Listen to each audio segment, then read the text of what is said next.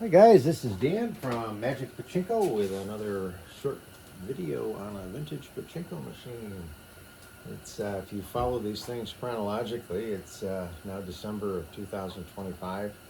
Back out in the shop where you can now see my breath. Got the heaters working, stay relatively comfortable, and just got back from a wonderful trip to Egypt that I took with my daughter. We were there for 12 days, and it was the most amazing thing I've ever done in my whole life. So all I can say is that if you've ever thought about doing something like that, I just can highly recommend that you just say, okay, let's do it, and go do it, because you'll regret it if you don't ever do it. It was just wonderful.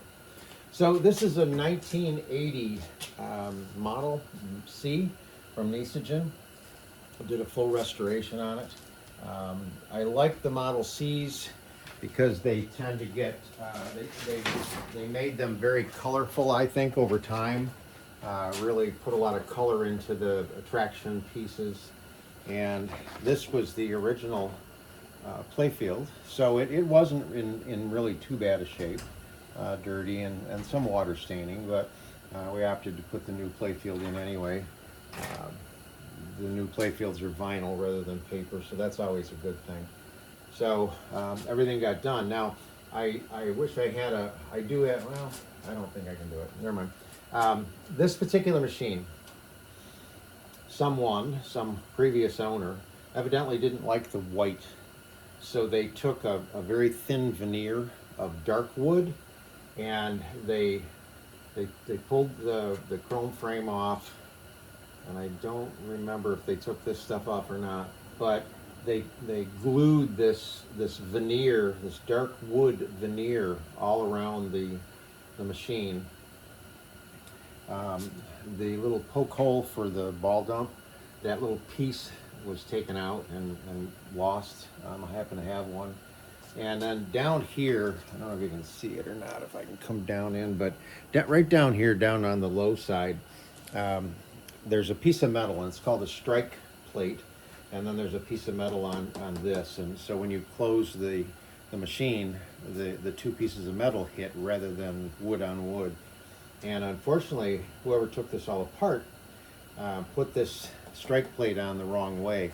So the strike plate on this machine is built like this, and it goes over the piece of wood, but it should have gone on this way so that it didn't show on the front face. And the person that put it back on put it on this way and didn't realize it, and actually ended up drilling 2 new holes to mount it rather than using the holes that would have been on the back side.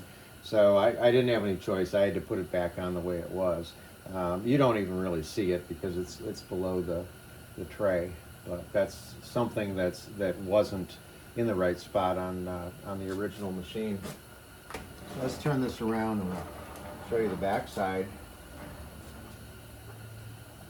So I like the Model Cs for a lot of reasons. Of course, I don't think you've ever heard me say I don't like any given pachinko machine. I like them all, but the Model Cs are held in place 1, 2, I think there's one up in there, 3, 4, 5 places, and all you have to do is if they're there, and on most machines they're not, you just take out the little rubber stoppers, and then you can squeeze these clips, and the entire guts will come right off the machine, which is nice. And then you can obviously you tear the guts apart and clean it and so on and so forth, but it makes it nice for a restoration project. So got all of that done. Went to put it all back together again and test it for the first time, and literally nothing worked. And I kind of shocked myself, because when I rebuild the guts, I always test and make sure everything's all right. And evidently I just didn't do that. So this wasn't going up and down like it should. The seesaw wasn't tipping back and forth like it should. And what the heck did I do? So I ended up taking the guts off, taking the back covers off, and looking. And one thing, no, it's on the back side, you can't see it, but on the seesaw, right up in here, especially on the Nishijins, there's a little metal plate that goes on this end, because there's a little magnet up here. And the magnet helps bring this back up, or keep it there until it gets pulled back down. And what I didn't realize is I had put the metal plate on the wrong side, and the head of the screw was rubbing against the backside of this plastic, and it just wouldn't let it go back and forth. I've said this before, I'll say it 100 times again. When you rebuild a machine, you need to make sure that everything moves without any kind of resistance whatsoever. And if you have resistance, you're going to have problems. And believe me, I had all sorts of resistance. Also, I found out that on the back side of this, the wire harness is there, and I had screwed a clip to hold, or I put a screw in a clip, and it was the wrong length screw, and it offset this, which offset the white piece that's in here, and it bound that all up. So this thing was a mess when I first attempted to get it to work right. But suffice to say, it's all fixed, all better now, and in good working order. So to load this up, this machine does have a ball dump on it. It's located over here, and from the outside it would have been activated right here. So when this gets pushed down, this piece up here is free pivoting, and it will just move out of the way and let the balls come down and go out as a ball dump. So what you need to do is make sure that when you go like that this is not free pivoting. In other words, it's free pivoting now, but when it comes back up, it won't free pivot. So it comes around and the balls will go this way into the jackpot, which is what you want. Okay. So when you go to load this up, just check that, make sure that's okay. You can plug in your power supply and plug the power supply into the pigtail, and your ball out light will come on. It's dictated by this switch right here. And when there's enough balls in here, this gets pushed down and it turns off the light, but it also lifts up here. And when that lifts up, it lifts the gate out of the way on the front and allows balls to actually load on to the launch ramp. Okay, so start out with just simply a handful of balls, and they should flow out of the upper hopper, down the upper feed chute, into the turnaround, across the lower feed chute, and then this is the jackpot of a Model C. Okay, I'm gonna bring this in. So that's the jackpot. These are the jackpot balls right here. So those are the 14 that'll go out. And if you look back in there, I think you can see it. There's a piece of brass, a couple of fingers, with different length fingers. And based on which stop is in there, that determined the amount of balls that this machine could pay out. So this machine, I believe, could pay out 13, 14, or 15 balls, depending on what the parlor wanted. So plenty of balls, both full, everything is good. So now you can go ahead and dump the vast majority of the balls up in here. We're plugged in, the ball out light is off because this has come down now, and everything is properly loaded. The last thing you want to check is right here, and this is your seesaw. This seesaw tips like this, and you want to make sure to start that this is low, this is high, not like that. Okay, so I'll show you in a second what happens when this all comes through. We'll come back in a second. All right, so there's that. Okay, so this machine is fully loaded. The power is on, and now we swing her back around. You're going to put, the player would load this with the balls that they've paid for, and then they're going to start to launch the pachinko balls. Now when you launch, you're going to want something back there to catch the balls as they fall out. It can be anything, cardboard box, whatever. When you launch it, there we go. So there's our first win. The win light is up here. Ball out light is actually over here in the butterfly. So we have now 2 tulips that are open. So that's what I'm trying to shoot for. And I got it in that one, and I got it in that one. So tulips are, when they're open, they're a much bigger target than they are when they're closed. Tulip design is that when they're closed and a ball goes in, they'll open. If they're open and a ball goes in, they'll close. These are pay pockets, they're stationary. Ideally, when you launch a pachinko ball, you want it to lose its momentum right up in this area, because you want to have the ball try to go through this center attraction. And if I can't get any to go through, there we go. When a winning ball goes down through the center attraction, it will open tulips. And if I had gotten it to go down on this side or this side, it would open the side tulips. And again, with the tulips being open, they're a much bigger target. There we go. So that's the playability of the machine. So let me show you on the back here. So I've just been catching the losing balls with this. I'll show you how this actually works.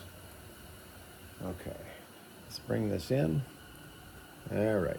So this is the capture area. Any ball that comes into the machine gets captured within the confines of this plastic. And then it goes down and there's a ramp, and it feeds the balls right to the end of the seesaw, right to this end. And a ball rolls in. When the ball rolls in, the weight of the ball tips it. The weight of the ball then comes out. There's a piece here, I don't even know what you want to call it, but it holds the jackpot arm. But when a winning ball comes in, it kicks this out of the way. The ball drops onto the jackpot arm. The jackpot arm pushes down, and when it pushes down, it then takes this and tips it and lets those 14 balls run out and go out as a win, and then this comes back up and 14 more fill it back up again. So that's the cycle of the machine. And Model Cs rarely, if ever, jam. They're almost bulletproof, almost. So you really shouldn't have to worry about it jamming at all. Now, one thing that I noticed after I got everything fixed and I started to play, I noticed that when I was putting balls down into the center attraction, nothing was happening. And that's one thing that I'll caution the players on, is that when you're playing pachinko and you launch a ball and it goes into a pay pocket, a tulip, the center attraction, doesn't matter where it goes into the machine, that's a win, and you should get paid. If you don't, then you need to stop playing. Take a time out, stop playing, swing the machine around, and see if there's a ball stuck in here somewhere. And usually you can just give it a good tap and it'll shake the ball loose and it'll cycle, everything's fine. But the point being is that if you play and you don't get a win, the next ball that goes in, you won't get a win either, and it will just compound the problem. So what I found is that you can see the internal ramps here. So when the ball goes in the hole up here, it's going to run down a ramp and then fall down and then go across. That's what these ramps do. Balls come in, it's going to drop the ball down, it'll run down the ramp this way. This ramp and the one that's over here, they're identical, but lengthwise. But what happened is when I put them back on the machine, I didn't realize that they were too close together. So they were sitting right over the entrance into the middle tulip. So anything that rolled down either ramp should have dropped into the tulip. So what was happening is I was playing and not getting the wins, and I looked and there's 3 or 4 balls sitting right where my 2 fingertips are almost touching, because the gap between the 2 ramps was smaller than the diameter of the ball. So what I ended up doing is simply reversing the 2 ramps and that created the right space so that the balls could drop down through. So it's always good. And with this particular machine, I had just pulled the ramps off, left the staples in. I just realigned the staples, and as luck would have it, the staple holes all lined up, even though I had them wrong. So it's just something you want to keep an eye on. So that's pretty much the whole Model C. Very cool. I like them a lot. The only thing that I did not do, and a previous owner had done this, and they had taken a little LED light and put it up in here for the ball out light also, which I'm kind of surprised Nishijin didn't do. But it was, I didn't like the way that they did it. I didn't like the wiring, and I thought, I don't think I want to replace that or do it the way they did it. So I left it the original way that Nishijin built it, and that is where the ball out light is actually right here and goes through the little butterfly design on the front. And then this bulb up in here is behind the orange, and that's what gives you your jackpot light. So we're gonna get one more.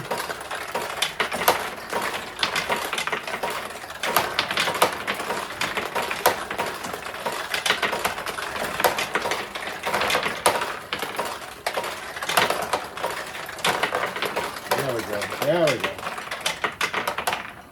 Okay. Interesting.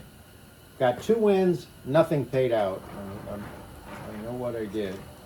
While I was talking, I tipped the seesaw down. The seesaw should be like that. Now watch what happens when I let go.